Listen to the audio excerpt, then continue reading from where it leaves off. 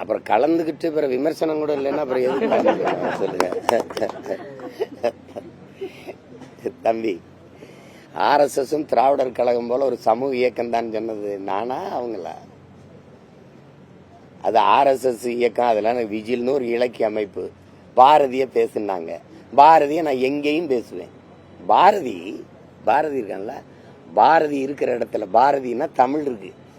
தமிழ்ங்கிறது என் தாய் இருக்கிற இடத்துல மகன் இருப்பேன். அவ்வளவுதானே.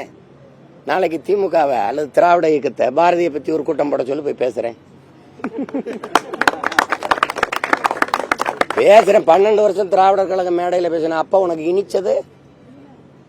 இனிச்சத ராஜ்நாத் சிங் உங்க அப்பாவோட காசு வெளியிட வரும்போது பாரதிய ஜனதா 5 ஆண்டுகால ஆட்சியை, நிலையான ஆட்சியை கொடுத்து இந்தியா முழுமைக்கும் தன்னுடைய கிளையை பரப்புவதற்கு உதவியா இருந்தவர் ஐயா கருணாநிதினு ராஜ்நாத் சிங் பேசினதற்கு ஒய்எம்சிஏ மைதானத்துல போட்டு காட்டவா? இன்னைக்கு வேர்ல்ட்ஸ் ஒரு இது திறக்குது இல்ல, அதுல உங்க அமைச்சர் அம்மா நிர்மலா சீதாராமன், மத்திய அமைச்சர் இணையமைச்சர் எல்முருகன் பங்கேற்கிற விழாவில் உங்க அமைச்சர் எங்க அண்ணன் உங்க ராஜ்யசபா உறுப்பினர் கமலஹாசன் பங்கேற்கிறாரு. இதுக்கு கருத்து எங்க போய் நிக்கிறேன்னு பேசாத, என்ன பேசுனேன்னு பேசு. என் தாய் சாக கிடந்தா, என் தாய் அறிவார்ந்த தம்பிதங்கள் புரிஞ்சுக்கணும். என் தாய் சாக கிடந்தா. யார்? தமிழ் தாய். ரத்தம் கொடுத்தாதான் காப்பாற்ற முடியும்.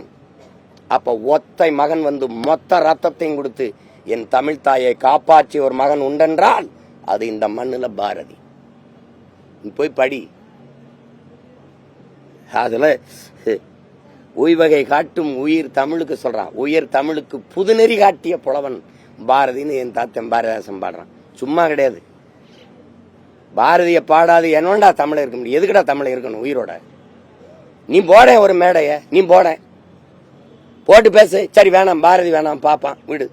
என் தாத்தன் பாரதிதாசனை பேசு பாப்போம். சரி வேணாம், அவனு வேணாம். இன்னொரு தாத்தன் இருக்கான் பாவலர் ஏறு பெருஞ்சித்திரனார், பேசு. உனக்கு கருணாநிதியை விட்டா வேற புலவனே கிடையாது. நீ எதுக்கு என்ன பேசுற? 1 மணி நேரம் பேசியிருக்கல. என்ன பேசணும்னு எடுத்து பேசுற. சரியான ஆண் மகன். என்ன பேசணும்னு எடுத்து பேசுற, கருத்தை எழுதுற.